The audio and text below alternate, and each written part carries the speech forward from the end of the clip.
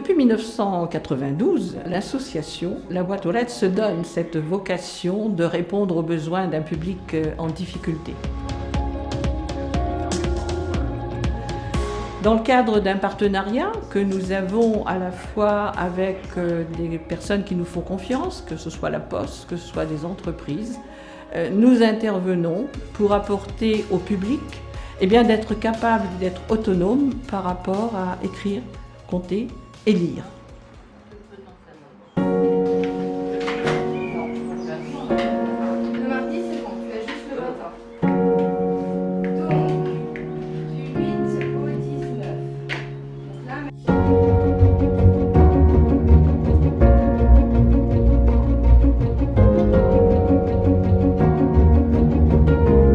La boîte aux lettres a aujourd'hui 3 missions.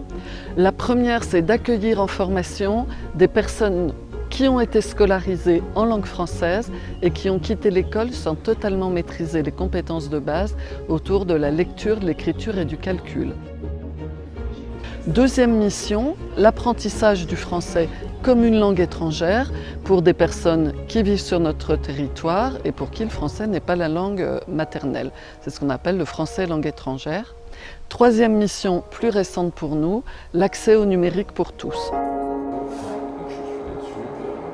Notre action aujourd'hui se prolonge effectivement en intervenant pour permettre à chacun d'être à l'aise par rapport à l'utilisation du numérique. Et nous le faisons également à travers le département. Nous avons mis en place un bus qui va au-devant des populations qui rencontrent ce besoin. La boîte aux lettres, aujourd'hui, elle accueille autour de 300 personnes par an, vraiment sur des parcours de formation très différents en durée. Ça veut dire qu'en 22 ans, on a quand même formé énormément de personnes. Il y a sur ce territoire de l'Orne, et particulièrement le territoire, je dirais, de la communauté urbaine, des structures comme Agir la Redingote ou comme Âtre. Et là, nous apportons notre savoir pour que ces salariés soient à un moment donné capables d'intégrer le monde de l'emploi, mais sans difficulté. Nous sommes un atelier chantier d'insertion qui a pour activité de la blanchisserie. Il faut identifier le linge qui est amené donc des différents clients et partenaires de Âtre. Et pour ça, nous avons des feuilles de pointage où il est nécessaire d'écrire, de pouvoir lire la feuille en soi et de pouvoir également renseigner des quantités. Sylvie est là en tant que pilier. Elle va se rapprocher de moi lorsqu'on a de nouveaux salariés pour pouvoir me dire « Attention, là nous avons quelqu'un en difficulté ». À partir de ce moment-là, je contacte la boîte aux lettres. Via les formateurs, ils vont recenser les besoins de la personne et ils reviendront vers nous, ensuite, vers moi, pour mettre en place le plan de formation. Dans nos immeubles, nos salariés sont régulièrement confrontés à des problèmes de comportement de nos locataires. La formation initiée par la boîte aux lettres a permis de résoudre l'ensemble de ces conflits. Nos salariés ont trouvé un confort au quotidien pour pouvoir gérer de manière plus intelligente et plus directe les relations avec les locataires en place. La boîte aux lettres, à tout niveau, ça ne peut être qu'un travail d'équipe. Travail d'équipe avec nos partenaires.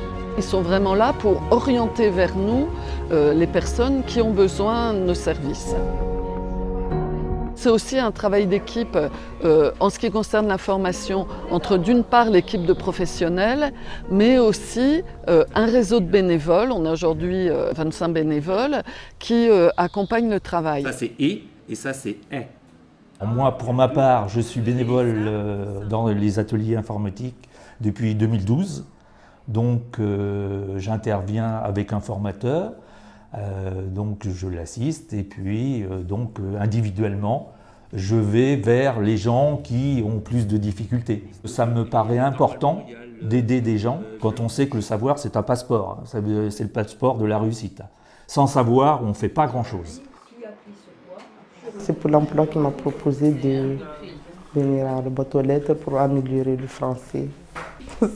C'est difficile.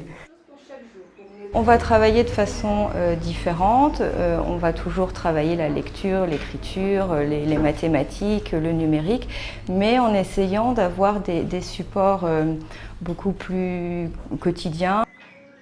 L'essentiel, c'est vraiment qu'ils mettent du lien entre retravailler la lecture, l'écriture, à quoi ça peut me servir concrètement dans ma vie de tous les jours. Au début, c'est vrai que si on ne se met pas des coups de pied dans le derrière, comme on dit, pour venir, c'est vrai que moi au départ, je disais ça ne va rien me donner et tout. Et puis en fin de compte, la langue, si, parce que maintenant j'arrive à me remplir un chèque, j'arrive à faire mes papiers, qu'avant je ne savais pas. Et c'est vrai que c'est aidant pour les gens qui n'y arrivent pas. Je dis à tout le monde, moi, toutes les personnes qui peuvent le faire, qu'ils le fassent. C'est quand même donner un bon coup de main dans la vie.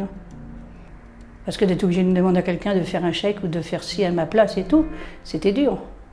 Parce que pour moi, je pensais que les gens ils disaient elle n'est pas capable de faire ça, elle n'est pas capable de faire ci. Que maintenant que je le fais moi-même, c'est quand même une fierté pour moi de le faire. Donc, quand le niveau de maîtrise des compétences de base s'est amélioré, quand les personnes ont repris confiance en elles, eh bien dans ces cas-là, l'objectif c'est insertion dans le monde du travail, c'est pouvoir rester sur son poste de travail, sécurisation des parcours, c'est apprendre un métier ou un nouveau métier en allant dans un autre centre de formation, et puis une amélioration de la vie au quotidien. Et pour l'ensemble de ces objectifs-là, on travaille aussi en partenariat avec le monde de l'entreprise, le monde de la formation et le monde du social. Chaque fois qu'un besoin est constaté, dans la mesure de nos moyens, nous essayons d'y répondre. Et c'est aussi ce que nous ferons demain.